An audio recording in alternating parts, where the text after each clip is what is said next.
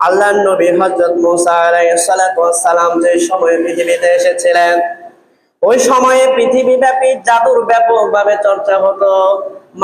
বেশিরভাগ মানুষেরা জাদুর চর্চা করতো, বেশিরভাগ মানুষ ছিল ম্যাজিশিয়ান। ওই সময় আল্লাহ রাব্বুল আলামিন হযরত মুসা আলাইহিস সালাতু ওয়াস সালামকে ফেরাউনের কাছে পাঠিয়ে দিলেন।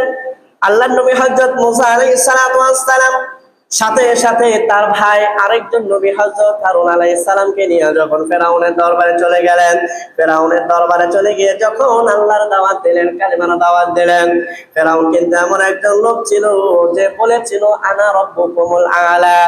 ফেরাউন হচ্ছে সেই ব্যক্তি, এই পৃথিবীর মধ্যে শুধুমাত্র একজন মানুষেরই নাম পাওয়া যায় যে কিনা আল্লাহর বান্দা হয়ে, আল্লাহর সৃষ্টি হয়ে, আল্লাহর গোলাম হয়ে সে বলেছিল আমি হলাম তোমাদের সবচাইতে বড় রব। বলেন নাউযুবিল্লাহ।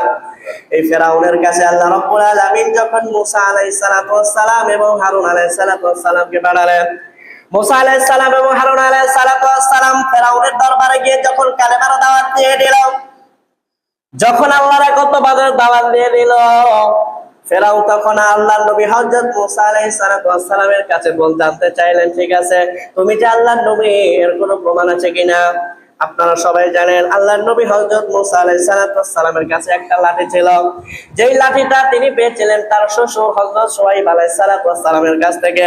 শুআয়ব আলাইহিস সালাতু ওয়াস সালাম পেয়েছিলেন তার আগের একজন নবী থেকে, অর্থাৎ নবীদের থেকে সিলসিলায় এই লাঠিটা আল্লাহর নবী হযরত মুসা আলাইহিস সালাতু ওয়াস সালামের কাছে যখন চলে আসলো, আল্লাহর নবী তখন ফেরাউনের কাছে যখন কালেমার দাওয়াত নিয়ে নিলেন, কালেমার দাওয়াত দিয়ে দেওয়ার পর ফেরাউন যখন জানতে চাইলো তুমি যে আল্লাহর মা, তুমি যে আল্লাহর রাসূল, আল্লাহর পক্ষ থেকে তুমি এসেছো, এই ব্যাপারে তোমার কাছে কি প্রমাণ রয়েছে?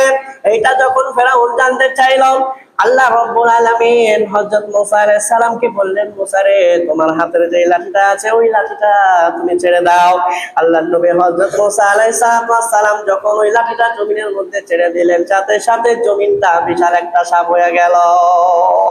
আল্লাহু আকবার বলেন না। তাহলে তার কাছে যে লাঠি ছিল ওই লাঠিটা ছেড়ে দিল, সাথে সাথে সাপ হয়ে গেল। আল্লাহু আকবার। আমাদের কাছে তো কত লাঠি আছে, আমরা ছেড়ে দিলে সাপ হবে? তো হবে না। অনেক মোটা গাছ আপনি একটা ছেড়ে দিলেন, ওটা সাথে সাথে জমিনে পড়ার সাথে সাথে অনেক বড় সাপ হয়ে যাবে, তাই না? হবে না, হবে না। কারণ এটা তো ছিল আল্লাহর ইশারা। আল্লাহ তাআলা মুসা আলাইহিস সালামকে মুজিজা দান করেছিলেন। বলেন সুবহানাল্লাহ। মুসলমান ভাইরা আমার, বন্ধুরা আমার নবী হযরত মুসা আলাইহিস সালাম আল্লাহর নির্দেশে যখন তার বগলের মধ্যে হাত দিয়েছেন, বগলের মধ্যে হাত দিয়ে দেওয়ার পর আল্লাহর নির্দেশে চমৎকার আলো হয়ে সবার চোখটা যেন বিস্ফোরিত হয়ে যায়। আলো যখন বের হয়ে গেল, মুসা আলাইহিস সালাম হাতটা যখন সরায় নিলেন, লাঠি যখন ধরলেন, লাঠির সাথে সাথে সাপ থেকে আবার লাঠি হয়ে গেল। ফেরাউন তখন বললো, আরে তোমরা তো বড় জাদুকর, তোমাদের জাদুর মায়া তো অনেক বেশি। এই জন্য ফেরাউন তখন বললো, ঠিক আছে তোমাদের সাথে জাদুর প্রতিযোগিতা হবে। এই বলে ফেরাউন তার ওই সময় মিশরের যত বড় বড় জাদুকর ছিল সমগ্র জাদুকর গুলোকে ফেরাউন নিয়া একটা নির্দিষ্ট দিন ঠিক করা হলো, যেই দিনে সব মানুষের একত্রিত হয়ে যায়। যেই দিনে সব মানুষের একত্রিত হয়ে যায়, আমরা যেমন জুমার দিনে সবাই একত্রিত হয়ে যায়, ঈদের দিনে আমরা সবাই একত্রিত হয়ে যায়, তেমনি ফেরাউন এমন একটা দিন ঠিক করে নিল যেই দিন মিশরের সব মানুষ হয়ে যায়, বড় একটা মাঠের মধ্যে সমবেত হয়ে গেল। সমবেত হয়ে গিয়ে প্রত্যেকটা মানুষ যাতে মুসা জিতে নাকি ফেরাউনের পক্ষ জিতে এইটা দেখার জন্য সেই দিন মানুষেরা রওনা হয়ে যায়।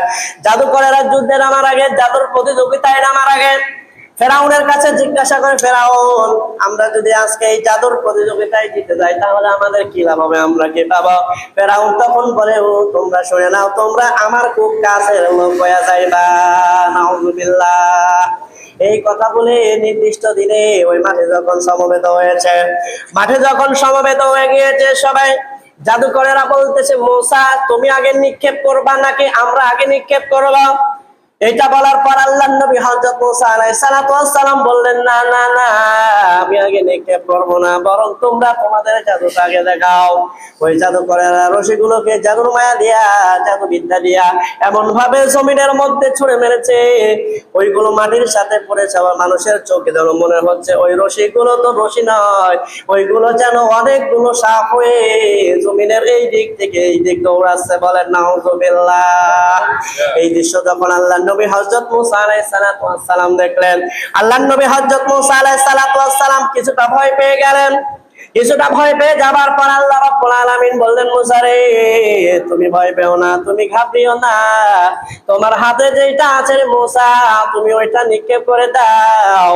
এইটা যখন বলল, সাথে সাথে আল্লাহর নবী হযরত মুসা আলাইহিস সালাতু ওয়াস সালাম সাথে সাথে তার লাঠিটা যখন জমিনে ছেড়ে দিলেন, জমিনে ছেড়ে দেওয়ার পর ওই লাঠিটা এত বড় সাপ হয়ে গেল, ওই জাদুকরদের যে রশিগুলো সাপের মতো কিলবিল করতেছিল, ওই লাঠিটা সাপ হইয়া প্রত্যেকটা সাপগুলোকে খেয়ে ফেলছে। আল্লাহু আকবার। তাহলে মুসা আলাইহিস সালাতু ওয়াস সালাম কিছুটা ঘাবড়ে গিয়েছিলেন, আতঙ্কিত হয়েছিলেন যে এতগুলো সাপ কিভাবে এইখানে দৌড়াদৌড়ি করে। আল্লাহ বললেন যে মুসা, তোমার কাছে যা আছে তুমি ওইটা ছেড়ে দাও। আল্লাহর নবী মুসা আলাইহিস সালাম লাঠি ছাড়লো, বড় সাপ হয়ে গিয়া বাকি সব সাপগুলোকে খেয়ে ফেললো। সুবহানাল্লাহ। এবার বলেন, ফেরাউনের পক্ষ জিতলো নাকি মুসা আলাইহিস সালামের পক্ষ জিতলো? মুসা আলাইহিস সালাতু ওয়াস সালামের পক্ষ, আল্লাহ তাআলা জিতলেন, তাই না? জয়টা হলো কার? কালেমার জয় হলো, তাওহীদের জয় হলো। আল্লাহর নবী হযরত মুসা আলাইহিস সালাতু ওয়াস সালাম, তার জয় হলো। এখন কি হলো? এটা তো জাদুকরেরাও দেখলো। ফেরাউনের কাছে তারা যে শুনেছিল, তারা তো আসলে বুঝে নাই যে ব্যাপারটা কেমন হতে পারে। এটা তো তারা বুঝে নাই, না বুঝে তারা প্রতিযোগিতায় নামছে। এখন তাদেরটা তো ছিল মিথ্যা, ছলনা ছিল, মায়া ছিল। কিন্তু মুসা আলাইহিস সালাতু ওয়াস সালামকে আল্লাহ যেটা দিলেন, এটা তো কোনো মায়া ছিল না, এইটা কোনো ছলনা ছিল না, এইটা ছিল সরাসরি আল্লাহ তাআলার পক্ষ থেকে মুজিজা। বলেন আল্লাহু আকবার। যখন তারা দেখলো যে এইভাবে তাদের সমস্ত জাদুর সাপগুলোকে মুসা আলাইহিস সালাতু ওয়াস সালামের একটা লাঠি সাপ হয়ে সব খেয়ে ফেললো, তারা কি করলো? ওয়াউলকিয়া সাহারাতু সাজিদিন।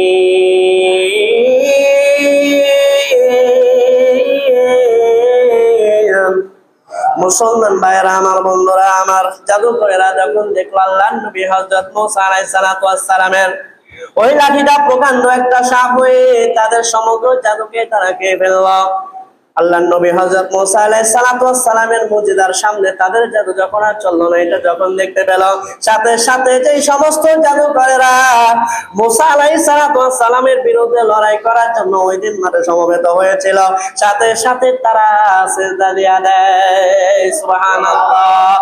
ক্বালু আমান্না বিরাব্বিল আলামিন মুসা ওয়া হারুন। মুসলমান ভাইরা আমার, বন্ধুরা আমার, ওই সমস্ত জাদুকরেরা সিজদায় লুটিয়ে পড়ে গেল। সিজদায় লুটিয়ে পড়ে গিয়ে তারা সকল সাথে সাথে বলতে লাগলো, আমরা জগৎ সমূহের মালিকের প্রতি ঈমান আনলাম। বলেন আল্লাহু আকবার। যে মালিক হলেন জগৎ সমূহের মালিক, আমরা তার প্রতি ঈমান আনলাম।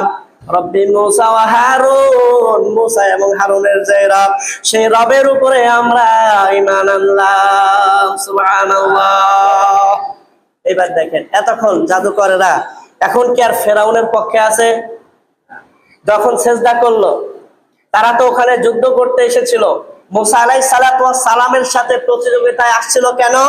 তারা ফেরাউনকে মালিক মানতো, ফেরাউনকে রব মানতো, ফেরাউনকে সৃষ্টিকর্তা মানতো।